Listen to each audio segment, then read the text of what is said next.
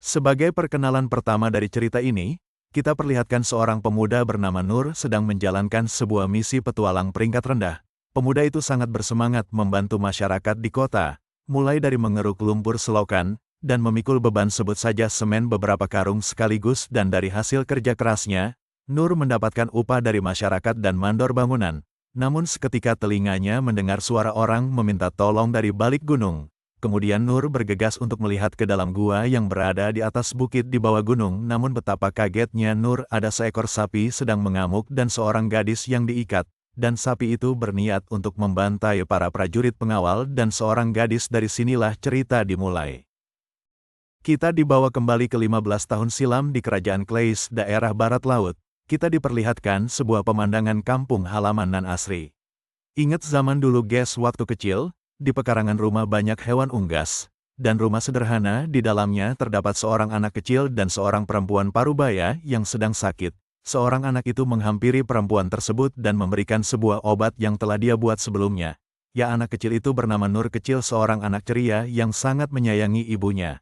Ibunya minta maaf dan ibunya berkeinginan kepada Nur setidaknya Nur bisa hidup sesuai keinginannya.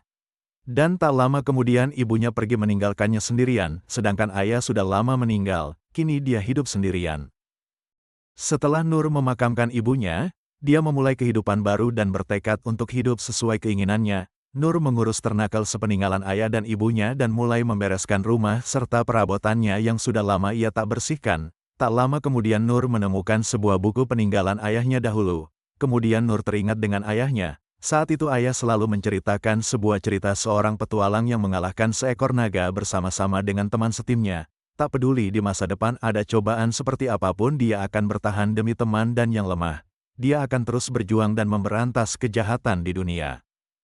Kemudian Nur merasa dirinya harus menjadi petualang sama seperti yang diceritakan oleh ayahnya. Lalu Nur mempersiapkan segalanya, mulai dari memberi pakan ternaknya, dan tak lupa sebagai anak yang soleh dan berbakti kepada orang tua. Nur tidak lupa untuk meminta izin kepada orang tuanya dengan mengunjungi makam keduanya dan tak lupa mendoakannya. Setelah itu Nur kecil berangkat ke kota dengan tujuan ingin mendaftar sebagai petualang. Dengan melangkahkan kedua kakinya melewati batas siri yang dibuat sebelumnya oleh kedua orang tuanya dan Nur melewati hutan dan bermalam di sana. Setelah memakan waktu yang cukup lama kemudian pada siang hari Nur melihat ke sebuah semak-semak. Dia melihat sebuah kota yang sangat luas. Nur sangat bersemangat karena sebentar lagi Nur akan sampai ke kota yang dia tuju. Setelah sampai ke perkotaan, Nur bergegas langsung ke tempat pendaftaran petualang dan bertemu dengan om resepsionis. Kemudian Nur mengutarakan keinginannya untuk mendaftar menjadi petualang. Namun om-om itu menolak dengan alasan terlalu kecil untuk mendaftar dan takut orang tuanya mencarinya. Namun om-om itu terkejut didapati bahwa Nur adalah yatim piatu. Kemudian om-om itu menyarankan untuk belajar terlebih dahulu ke sebuah sekolah pelatihan untuk mendapatkan sebuah keahlian, dimulai dari keahlian berpedang, penyembuhan, sihir dan lainnya. Lalu Nur pun setuju untuk pergi. Kemudian Nur tiba di tempat sekolah pelatihan berpedang. Dia mulai berlatih selama beberapa bulan, namun sayangnya pelatih di sekolah itu memberikan wejangan kepada Nur bahwa Nur tidak ada bakat di bidang ini dan disarankan untuk berpindah ke sekolah pelatihan yang lain. Nur pun pindah ke tempat pelatihan prajurit, namun kedua kalinya Nur mendapat saran dan wejangan sama. Nur berpindah ke tempat pelatihan beberapa kali, namun hasilnya sama.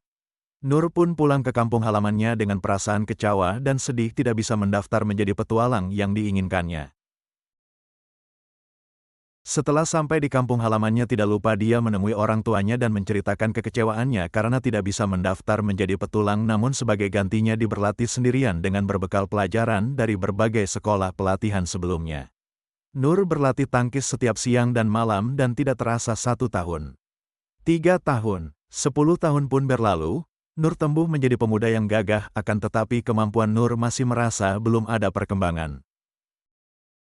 Lalu kemudian Nur mau pergi lagi ke kota dengan niat untuk mendaftar untuk terakhir kalinya. Seperti biasa sebagai anak yang berbakti, Nur meminta izin dulu dan pergi ke kota. Dan kemudian Nur menemui resepsionis dengan keahlian di tingkat rendah. Kemudian tak disangka Nur Bali bertemu dengan om resepsionis dulu. Dan kemudian Nur curhat dengan om patua itu. Dia sudah menerima semua pelatihan dari semua sekolah pelatihan dan berlatih sendirian, namun pada akhirnya kemampuannya masih sama.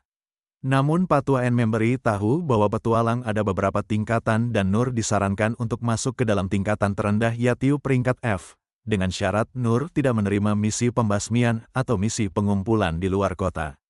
Dan Nur pun menerimanya dan Patua itu memberikan lisensi petualang kelas F. Kemudian Nur memulai misinya di dalam kota mulai dari mengantar barang dengan menggunakan skill memperkuat fisik, menangkap kucing, merawat orang sakit, membersihkan selokan, dan membawakan semen untuk pekerja bangunan. Namun seketika telinganya mendengar suara orang meminta tolong dari balik gunung.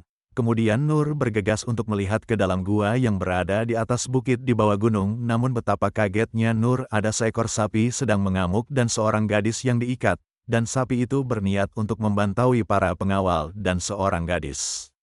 Nur hanya bisa melihat seorang prajurit pengawal dibantai habis-habisan oleh sapi itu, dan ketika sapi itu hendak menyerang seorang gadis, Nur melempar sebuah batu ke mata sapi itu, dan seketika sapi itu marah dan membabi buata ke arah Nur. Dengan susah payah Nur mengambil pedang prajurit dan menebaskannya, seketika sapi itu langsung tepar, dan dikirim langsung ke alam baka. Dan gadis itu pun dapat terselamatkan, kemudian Nur pergi tanpa memberikan nama pada gadis itu.